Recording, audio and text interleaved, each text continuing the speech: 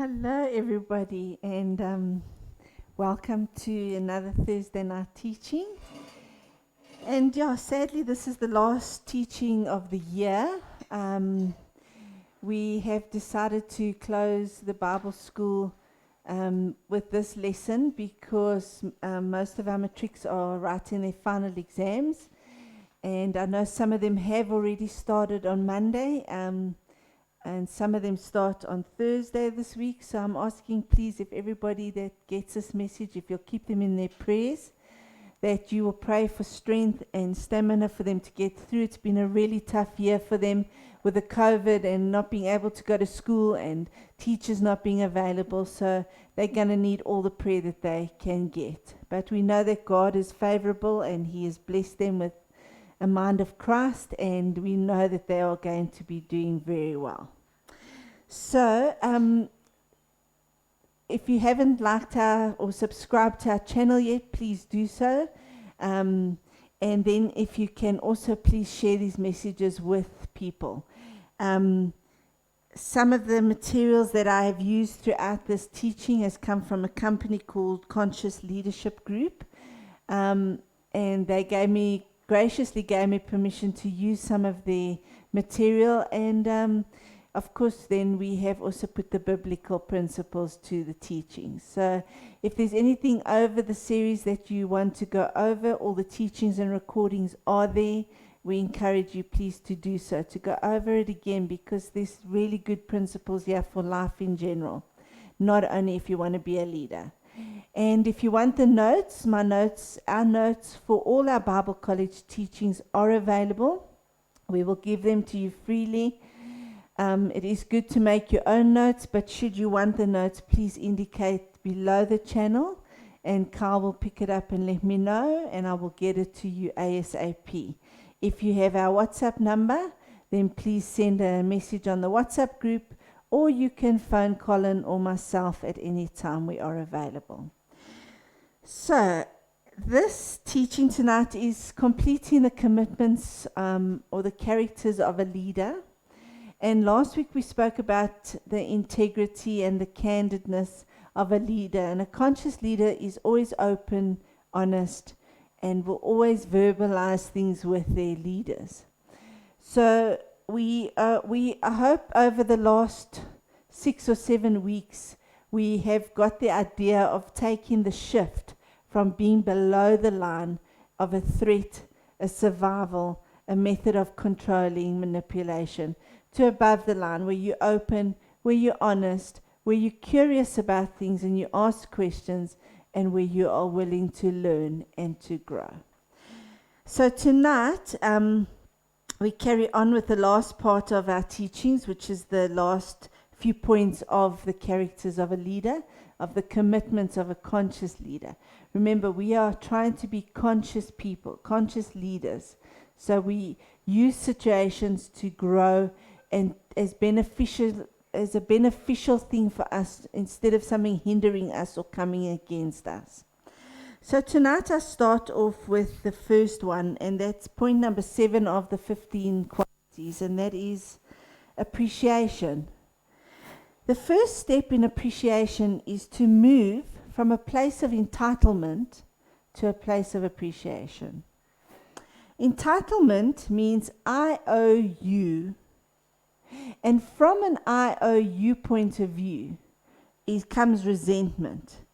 In a team, the team becomes dysfunctional, and often there's suffering amongst people. And that entitlement is when you owe me something, and I have not worked towards it, or it must just come. So if one were to ask, where am I in this scenario? Am I in an entitlement zone, or am I working from appreciation? Almost every time we could not admit to ever being in an entitlement scenario. So people are not honest enough to say, listen, I'm acting from an entitlement here instead of an appreciation. And that is a dangerous place to be. So how do we know that we are acting from entitlement or appreciation? You just have to ask the question. what agitates me? What gets me so frustrated? What do I disagree with or agree with? It could be something as simple as driving in the traffic and you get agitated with the traffic that's so heavy, or standing in the bank for 2.5 hours and you get irritated and agitated and upset. That is working from a point of entitlement. Or it could be that your spouse doesn't appreciate you as much as you would like them to appreciate you. But here's the formula. Anything that you get agitated with, frustrated with, or angry about is a source of entitlement. It is a source of, I am entitled to this. I am entitled to the traffic moving smoothly. I am entitled not to stand in a queue for 2 hours or hang on a telephone line for an hour and a half. That is what entitlement is.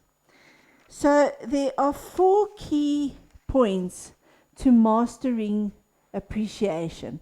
Appreciation is telling somebody something good within them.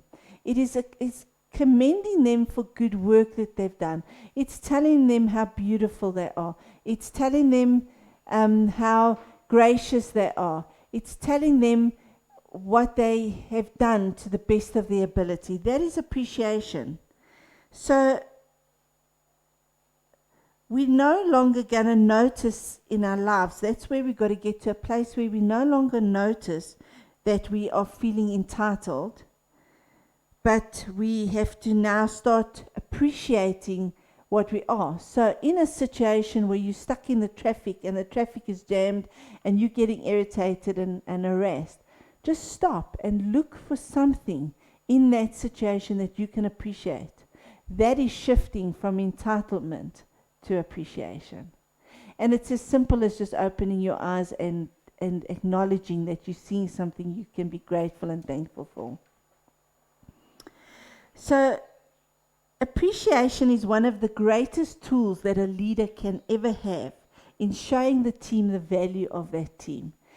Any boss, when you say to a person, listen, you've done really well, I'd like to accommodate you with a bonus, or thank you so much for doing this, or thank you so much, it makes that person feel valued and often increases the production of that person's work. It also helps us to understand their great qualities,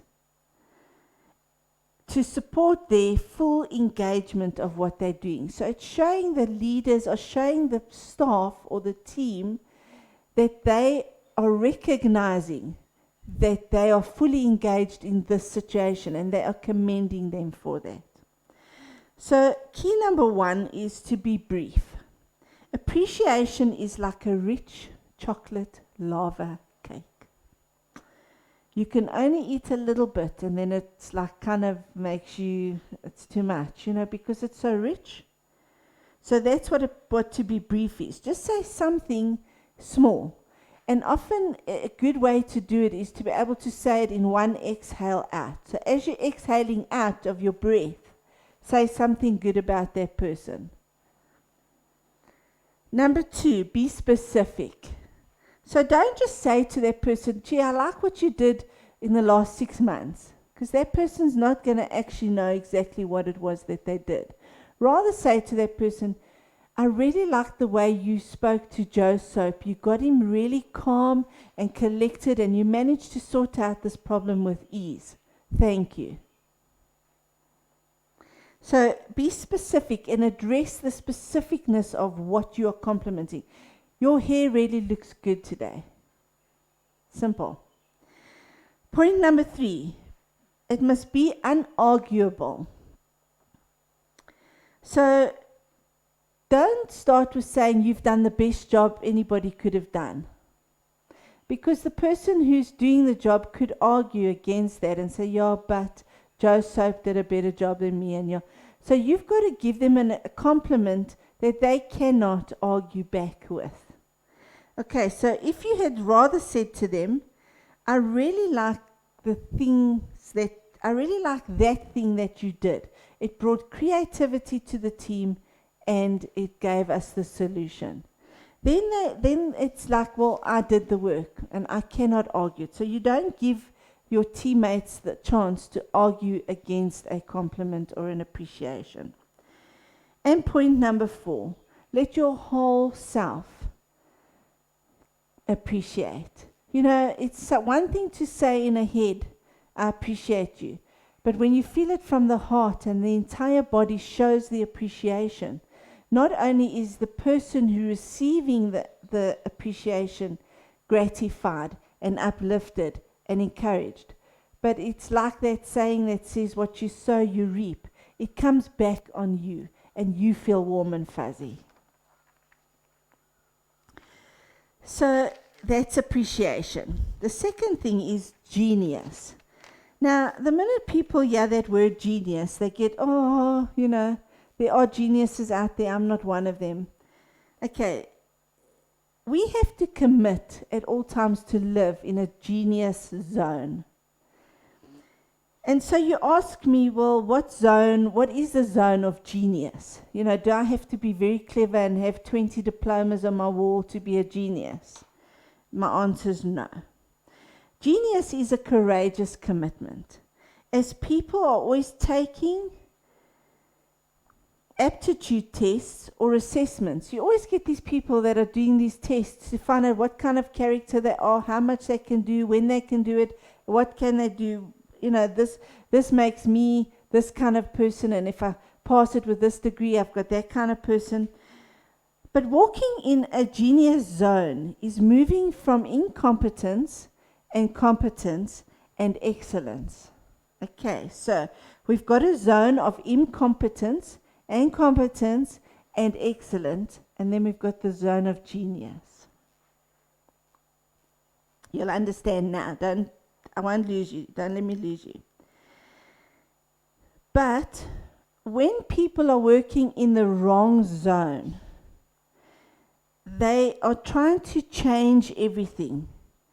And it's time for people to invest their energy into the world that was given us by moving from what we think we should be doing to where we should actually be. You see, most of us here become successful in life. And we think that that's our zone, and that's our zone of excellence. You know, May, you're so excellent at doing this, and you are a creator, and you're a designer, and you're this, and you're that, and that's my zone of excellence. These are things that we do exceptionally well. Better than most people around us. And we get a good response from the people around us that, like, we could get an increase in pay because we're working so excellently, or we can get a bonus from our boss, or we get a promotion due to what we're doing. But this is not your genius zone. Or we move into a zone of competency. This is something that I do pretty well, and or I'm able to do, and this governs my life. So, for example, some people are incompetent of sorting out filing. They cannot do filing. They don't know how to arrange files. And they're totally hopeless at it, but they keep doing it. They keep persevering and just doing it, and it doesn't come out right. Or somebody has been delegated to do public speaking because they can speak. But it is not what they are doing. So they're just plottering along and doing something that they are just good at doing. This is not your genius zone. So you say to me, May, well, you've told us the incompetence and competence, and I'm excellent at doing things, but what is my genius zone? What is it to be in a genius zone? The word sometimes turns people off. Remember I said in the beginning, you think genius and you think, oh, I'm not clever enough to be a genius and I can't achieve this. So you get put off by that word. Some people may think, well, Beethoven was a genius. I mean, he composed the Fifth Symphony at the age of 3. Or the Rolling Stones are genius. You know, they're rock and roll dudes. But all genius means is attentive spirit. To have an attentive spirit means you are a genius. That which has been in you all your life, in other words, it's something that you are born with. Your uniqueness. It's the thing that you do without effort, easily, and it's something that you don't even mind if you don't get paid to do. So it's just something that you genuinely love to do, and it comes naturally. But then you think, could this really be a genius state? Yes. There was a saying once that said, if you love what you do, you will never work a day in your life. And that is what it is to live out of your genius zone. It is to do what you really enjoy doing, what comes naturally to you, that you are doing without effort and it is to the benefit of other people. And yes, if I don't get paid for it, so what? I'm enjoying it. We stop ourselves because we believe, well, if I do this now, maybe it will offend that person, or, I'm an artist, and artists are always poor people, so there's no money in artistry. So I just won't do what I'm good at, what I'm in my genius zone to do. Or maybe if I do this, it's going to offend somebody. Or, would I really be able to do that? We need to make a decision, and we need to step into the zone of genius, because in that zone, if every person on this earth was in their zone of genius, in the ability that God created inside of them to naturally come without effort, without trying, with ease, and with the love of it, I'm telling you now, this world would not be what it is. It will be completely changed. We will have a world without end. So that was number 2. Number 3 is to play and rest. Many people have experienced great headaches, tiredness, exhaustion, broken marriages, and all this due to the fact that they are workaholics. In everything in life, there must be balance. We overexert our energy in every other area, and we cause our natural systems to become imbalanced, clogged up, and eventually inefficient. When I get into a state where my body, my mind, and my spirit are out of sync and not in balance, that's when you get mental breakdowns. That's when you get overexhaustion. That's when you get people that have to go into hospital for sleep therapy. Because your life is unbalanced. You are putting too much energy into one area, not enough into the next. So we have to find time to play. We have to find time to rest. We as people have lost our ability to just laugh, to just, for the sake of it, giggle, till you are just about crying and your stomach hurts so much. We've lost that ability because we've become so serious. And people need to get back to a place of families playing together, going to movies together, doing things together. And then you need time to rest. When you rest, the body rests, it rejuvenates, the mind heals, and the body, soul, and mind come into line. So my key point to end that one off is balance is key. Find your balance. If you're working 24/7 of a day, you are imbalanced. It is not God's will for us to kill ourselves working. It is not God's will for us not to have time to play and enjoy, and then you need time to rest. Even God himself rested on the 7th day. Don't you think if we were made in his likeness and image, he wants us to rest? Then we've got a few other points, and they're very quick points to go through. Some of them we have dealt with before in our lessons. And the next one is approval, control, and security. We need to learn in our whole body, our head, our heart, and our gut, to let go and release our insecurities. We are secure. And 90% of the time, you make your own security. You don't need to control everything in your life. And you do not need the approval of anybody in your life. First and foremost, you have God's approval. He chose you, He picked you out, and He put you where you are today. So that's number one. Number two, you are secure and safe. He said He would never leave you nor forsake you. So it doesn't matter whether you are a wife alone, or whether you are a man that's never been married, or whether you are a teenager. God is your security. The Lord is my shepherd. I will not want. And thirdly, we don't need to control anything. God is in control.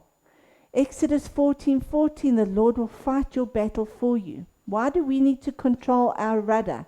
Why do we need to steer the ship when we have a captain that is already doing that for us? So we need to find steps in our daily walk where we're releasing our control over things, where we are releasing our inability to feel secure, and where we are trying to win the approval of people. We don't need people's approvals, people.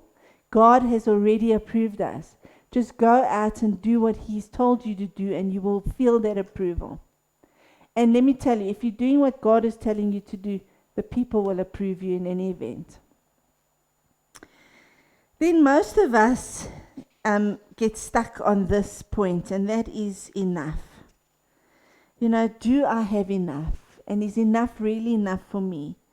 You know, and when we work with money and things like that, a lot of us, or I don't have enough money to do this, and I don't have enough time to do that. And we need to get to a place where we're making enough time, where we're satisfied with what we've got. Because when we appreciate and we are satisfied with the little we have, God can increase it to much more. But when we get stuck in a rut where I constantly am confessing that I do not have enough, I will not have enough. Because I am creating my situation. Remember, a conscious leader can create their destiny. They can see the next step. So when I am speaking out the fact that I do not have enough, I will not have enough. Because I am creating my next destiny. So maybe we need to just stop and identify that feeling is coming from being under the line, being in the threat, being in the insecurity, trying to form a barrier around me, and get out of it and say, you know what, all my needs are met according to His riches in Christ Jesus. I can do all things through Christ Jesus, and He is more than enough for me. And when we start doing those type of things, we will shift. We shift then into a different realm. We shift into a position where we're no longer feeling like I don't have enough. And we start feeling like, you know what, I have more than enough. So, you know, often the enough is not just money. It's got to do with feeling appreciated. It's got to do with people's attention when you're in their company. It's got to do with having fun and freedom. And there's many other facets that you can go into whether it's more than enough for you. So we have things that are called allies. Now that is the next point, number 13. And we need to have people as allies, not enemies. We need to be able to, an ally is somebody that you can depend and rely on, that you can go to as a confidant, that you can share things with. And we as people want to close ourselves up, and that again is going below the line. So we've got to be very careful we're not shifting between the lines, up and down, up and down, up and down. We need to get to a constant. And relying on people in your office, in your work, in your church, in your family is very good. It is one of the most important things. I do believe God planned it like that, because He said where 2 or 3 agree as touching anything, it is done. So I need to be able to have an alliance that I can trust and depend on. And Jesus is our alliance that we can depend on. But sometimes we need somebody around us. So we need to start looking at people. And I really believe that this one needs the attention of the Holy Spirit, because He needs to guide you to the right people. because there are people out there who can destroy you in a matter of seconds if they're not in agreement with you. So do be careful when you are making alliances with people. Check it out by the Holy Spirit. But it is good, and it is a thing to ask God, please, I need people who I can bounce things off. I need people to come alongside me. A team cannot function on their own. A leader cannot function on its own. It needs its team members. And alliances need to be formed. And an alliance is somebody that you can trust to the death. So you'll remember I think it was in our third or fourth lesson, I spoke about the team winning it all. Leaders, you've got to realize that you may have experience in a situation, and you may have the knowledge, and you have been ordained in that position, but it doesn't mean that we are God over our teammates. That doesn't mean that we are in control, and it definitely doesn't mean that it's me, myself, and I that makes the decision. When we have a team, we as leaders have got to make sure that we take the interest of the people, of our teammates, of our companies, into our hearts. In other words, every member of that team equally wins at the end of the day. And so the team together wins. We've got to unite. We do not stand as individuals. Yes, we take responsibility as an individual for my actions, but I've got to make sure that what I do causes my entire team to win. And then you've got to become the resolution for a person. You've got to step out. You've got to be sometimes what you want in that person. You have got to be. You've got to place your attention on them, on the work, on the project, and make sure you're focused. You invite them at all times to be part of what you are making a decision of.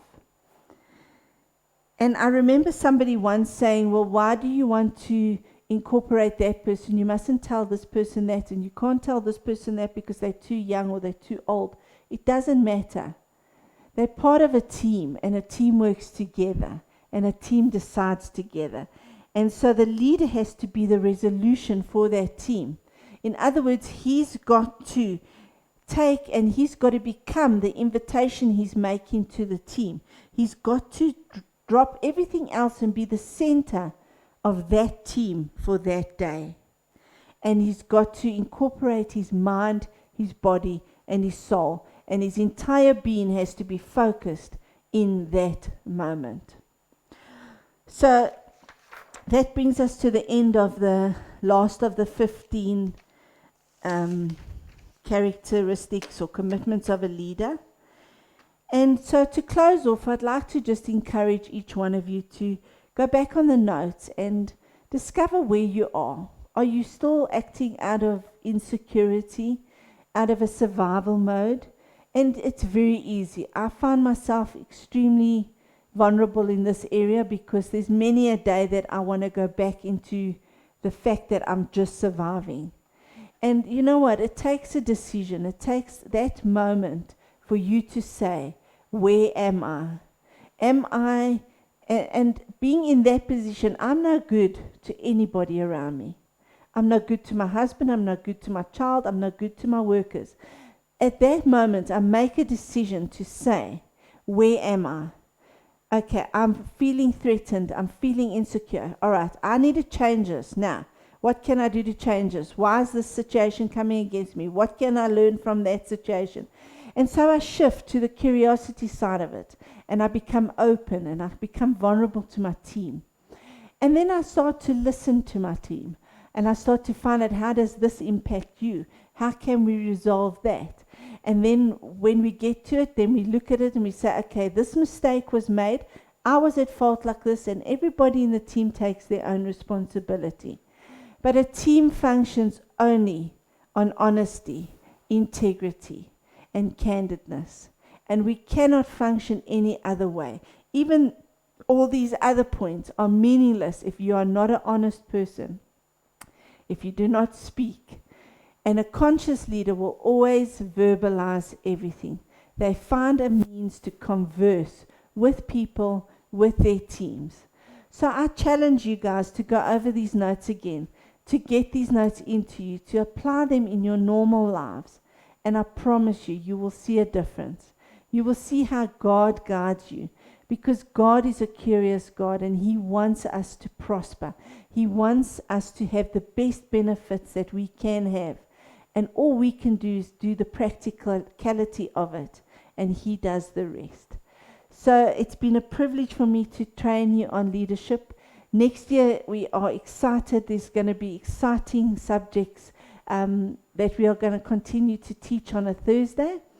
And from me and Colin and Carl and Mom, we just want to say thank you for sticking by us through this term and through this year.